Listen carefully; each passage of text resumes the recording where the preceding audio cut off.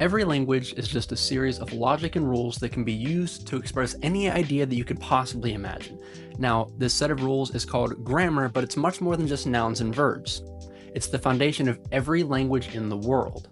Understanding these concepts makes mastering any language in the world so much easier because you can relate things in your target language back to your native language much easier.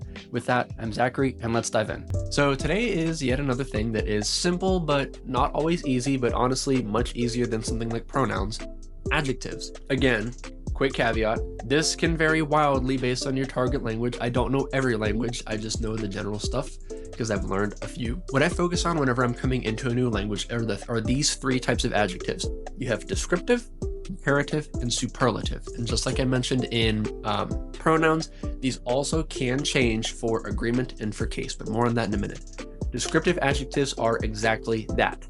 The gray cat, the white stripes, they describe something. Comparative is whenever you say something is bigger or smaller, that someone is slower or faster.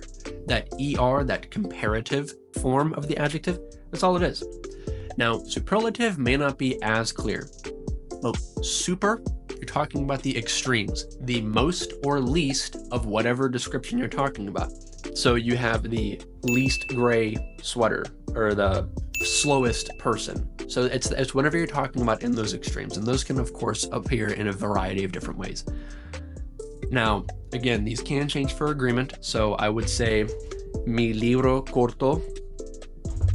I would say la auricula blanca.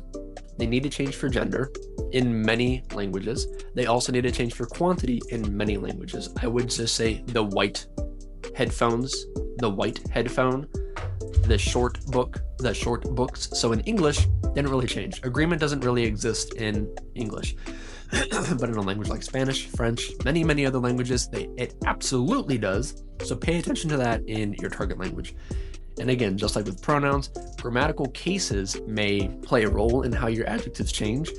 And that will be the next video. So go to episode 5 whenever it's out for a little bit more detail on grammatical cases. But again, all cases they refer to the specific function of the little bit of the sentence or phrase that you're looking at, okay? But be mindful of those and how they may change. The adjectives in your target language, that's what I tend to look out for whenever I'm looking at a new language. Descriptive, comparative, superlative, and how agreement and cases may change them. Let me know if you found this helpful or if you did not. And thank you for watching. I really appreciate it. I'll see you in the next one.